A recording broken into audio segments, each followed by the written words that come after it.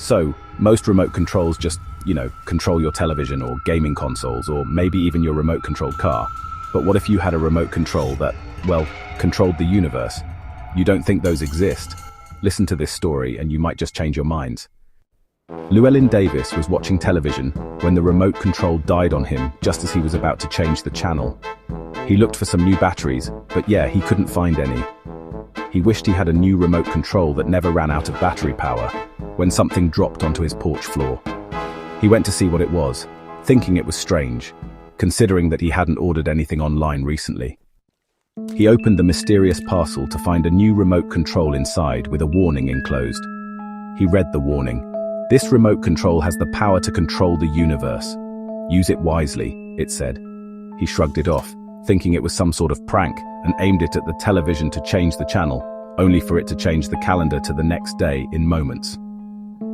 Thinking it was some kind of joke, he took the remote control outside, aimed at the scenery, and pressed the fast-forward button just a bit. When he let go, he checked his watch. It had only been seconds, but according to the clocks, it was now 2:30 in the afternoon. Time had moved on a few hours for everyone else, but he had remained firmly in 10:30 a.m. time bubble. He pressed the return button and time returned to normal. He was convinced it made time go forwards, but what would happen if he rewound the universe instead? So he pressed the rewind button and, things started moving backwards.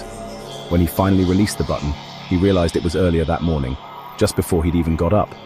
Or at least that's what all the clocks in his house said, but his watch still told him it was 10:30 in the morning.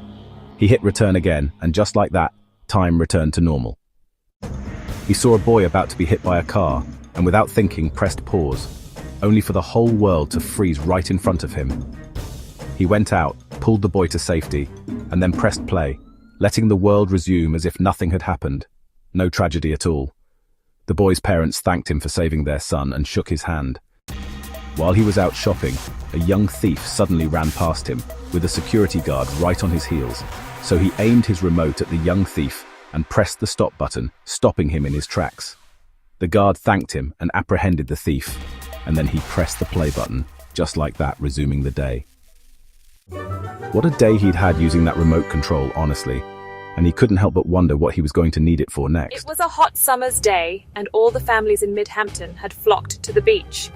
All the families that was, except the Stenners, who had decided not to return to the scene of their daughter's attempted murder by her own brother.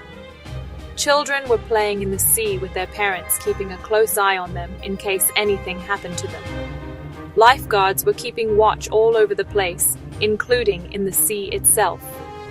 The Roberts family were taking their little girl for sail in her inflatable boat.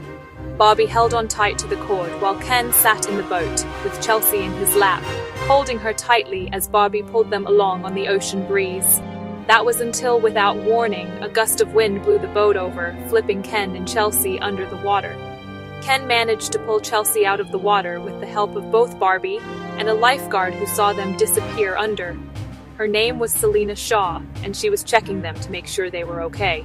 Immortal Amber Coleman rushed over to help and discovered that Chelsea had breathed in some sea salt and sent her to the hospital to get checked for any other contamination, and advised Barbie and Ken to do the same. Semajically AI Series 2, Episode 31, Genesis. We take you into the ethereal realm where we arrive in the throne room of the heavenly palace. Semajically AI Series 2, Episode 31, Genesis. We take you into the ethereal realm where we arrive in the throne room of the heavenly palace. Semajically AI Series 2, Episode 31, Genesis. We take you into the ethereal realm where we arrive in the throne room of the heavenly palace. Here are the thrones where the gods and goddesses usually sit and rule over the entire universe. But where are they? Here are the thrones where the gods and goddesses usually sit and rule over the entire universe. But where are they? Here are the thrones where the gods and goddesses usually sit and rule over the entire universe. But where are they? Let's go and see if we can find them. Oh, no need, here they come now. Let's go and see if we can find them. Oh, no need, here they come now. There are 15 of them all in all.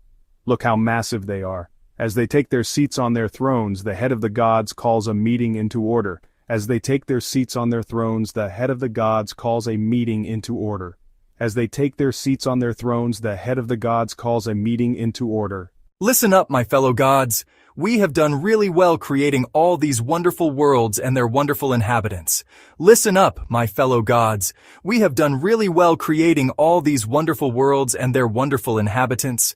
Listen up, my fellow gods. We have done really well creating all these wonderful worlds and their wonderful inhabitants. Yes.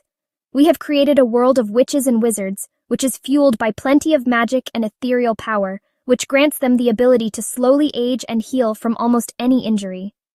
Yes, we have created a world of witches and wizards, which is fueled by plenty of magic and ethereal power, which grants them the ability to slowly age and heal from almost any injury.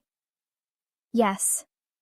We have created a world of witches and wizards, which is fueled by plenty of magic and ethereal power, which grants them the ability to slowly age and heal from almost any injury. Joy, the goddess of happiness, a bright yellow goddess with blue hair and always smiled, speaks up. We also have created a world of hyper-intelligent humanoid creatures who are developing faster than we can keep up with them. We also have created a world of hyper-intelligent humanoid creatures who are developing faster than we can keep up with them. Ghostface Grim, the god of death, is just sitting there thinking to himself, At least none of them are immortal. At least none of them are immortal. It is proposed that we create a new world full of blue skies and green fields with deep blue seas. All those in favor. It is proposed that we create a new world full of blue skies and green fields with deep blue seas. All those in favor. It is proposed that we create a new world full of blue skies and green fields with deep blue seas. All those in favor. It is also proposed that this world should be home for a race of humanoid creatures who start walking hunched over but will evolve over time to walk upright. It is also proposed that this world should be home for a race of humanoid creatures who start walking hunched over but will evolve over time to walk upright. It is also proposed that this world should be home for a race of humanoid creatures who start walking hunched over but will evolve over time to walk upright. over time, the world evolves and develops at a rate they can keep track of. Dinosaurs walk the earth millions of years before any humans are even born. Dinosaurs walk the earth millions of years before any humans are even born. Thousands of years later, the first humans are born and grow up to start families of their own. Thousands of years later, the first humans are born and grow up to start families of their own. Thousands of years later, the first humans are born and grow up to start families of their own. The Iron Age happens, and the wheel is invented. The Iron Age happens, and the wheel is invented. Time passes, and we arrive at the Roman Empire. All the gods are very pleased with their new creation as they see how naturally it's evolving. All the gods are very pleased with their new creation as they see how naturally it's evolving. All the gods are very pleased with their new creation as they see how naturally it's evolving. Earth is home all that's human, and nearly everyone has families and house pets. Thank the gods, Earth is home all that's human, and nearly everyone has families and house pets. Thank the gods, Earth is home all that's human, and nearly everyone has families and house pets. Thank the gods. It is finally proposed that we call this new world Earth. It is finally proposed that we call this new world Earth. It is finally proposed that we call this new world Earth. It is finally proposed that we call this new world Earth. It is finally proposed that we call this new world Earth. It is finally proposed that we call this new world Earth. Semajically AI Series 2, Episode 31, Genesis. Semajically AI Series 2, Episode 32. Young Dennis Boggles was a very imaginative boy who loved to embark on his own adventures by imagining himself as many different characters such as a deep-sea diver, an astronaut, a superhero, a time traveler, an elf, and many others. But it was his imaginary friend he favored over all of them. His imaginary friend was a company of a boy with elf ears, an alien's antenna, a teddy bear's chest, human arms, doll's legs, and a cat's tail. His name was Malgo. As he was created by Dennis, only he could see him physically. Whenever someone else tried to see him, he just looked like a dark, misty shadow. Of course, they couldn't see him because he was imaginary. Dennis made him up because he had no real friends and was lonely. Dennis's family were very concerned about him always playing with Malgo in of any real friends. "I don't have any real friends," he told them. His parents didn't believe him, but his big sister Chloe did, as she'd seen how other children had treated him and tried to help him make friends, but was sadly unsuccessful, so Malgo it was. One day he was in his room talking to Malgo, his imaginary friend, about what life was like in his dimension when Chloe came to check on him, so Malgo turned into his mist form. Are you all right up here, sweetie? I'm fine, thanks, Chloe. What are you doing? Talking to Malgo. Is that him sitting on the bed with you? You can see him? Of course I can, baby. How? I suggested that create him so you wouldn't be lonely anymore.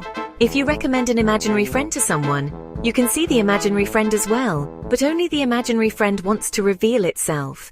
Malgo then reminded Chloe of her old imaginary friend from when she was a child in Dennis's position and summoned her to come and see Chloe again.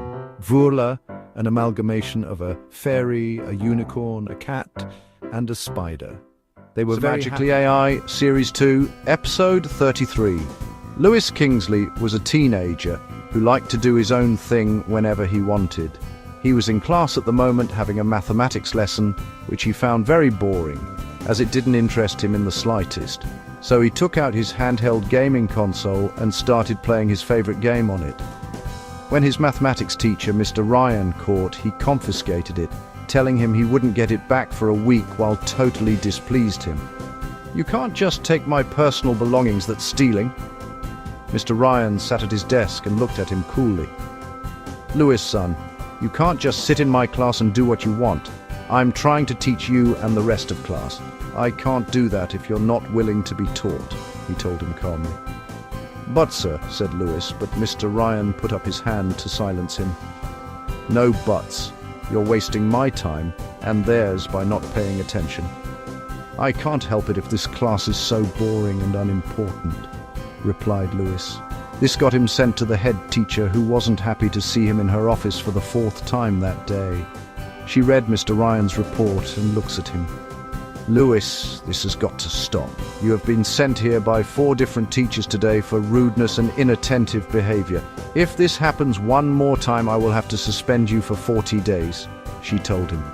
He looked her in the eye. "Mrs. Brown, I'm just not interested in anything any of the teachers have to say. It's all a bunch of pointless drivel to me," he told her honestly. "I appreciate your honesty, Lewis, but all the same, you can't just sit in your classes and do whatever you please. School is for learning," Mrs. Brown told him. "It's not worth it if I'm not learning anything worth learning," Lewis told her. Mrs. Brown thought about it for a few minutes before an idea popped into her head.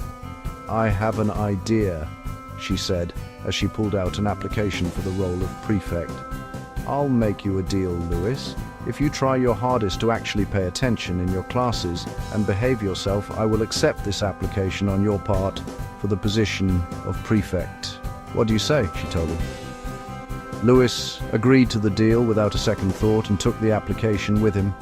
For the next few weeks, Lewis paid attention in all his classes, helped teachers and students with problems, filled out and mailed the prefect application form, which Mrs. Browse received and approved as she had promised she would.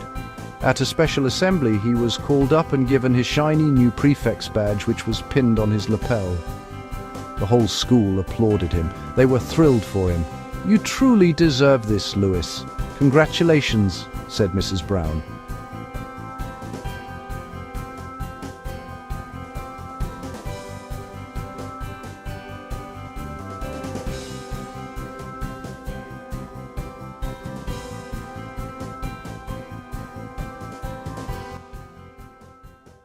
Semajically AI Series 2, Episode 34. A full moon was shining in the sky and a howling sound cloud be heard in the distance. Footsteps could be heard prowling through the woods. A wolf sprung from amongst the trees as the leaves rustled beneath his feet. He stood there gazing intently at his target as a young man came walking towards him. The man was dressed in a coat, laden with a gun and lots of silverware, and he carried lots more in his rucksack. The wolf pounced at him and he started to fight it off. The wolf appeared to have the upper hand, or should I say claw, for a long time before the man was finally able to overpower him, tying him down and slowly rose to his feet. The man loaded his gun with a silver bullet, took aim and shot the wolf, and watched as the wolf twitched and started to transform. Another young man was soon lying where the wolf had been, so he untied him and helped him up. This man had been a werewolf and was about to bite him. The 2 young men shook hands and began moving towards the exit to the woods. The man who had saved the other from his curse noticed the top he was wearing and asked him where he'd bought it.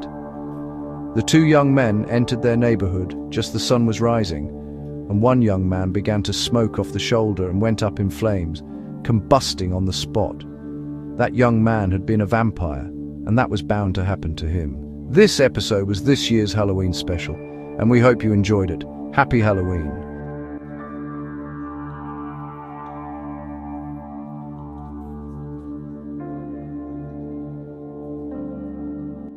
Semajically AI Series 2, Episode 35. It was the 5th of November, which meant one thing for the Sparky family, who loved fireworks more than anything. They always had the biggest set of fireworks in the neighborhood. So big, in fact, that they invited the whole neighborhood to join them. The father of family was Rocket and was in charge of the fireworks and the safety of his family and guests. The mother was Catherine, whose favorite firework was the Catherine Wheel by far. Her maiden name was Wheeler, after all. Their son was Roman, and he liked everything about the Romans. His favorite firework was the Roman candle.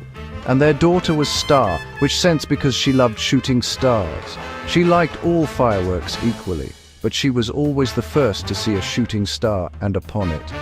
The time arrived, and they were out in the fields with their neighbors, friends, and relatives, enjoying the fantastic display as Rocket let off firework after firework. You might be wondering how the Sparky family could afford all these fireworks year after year.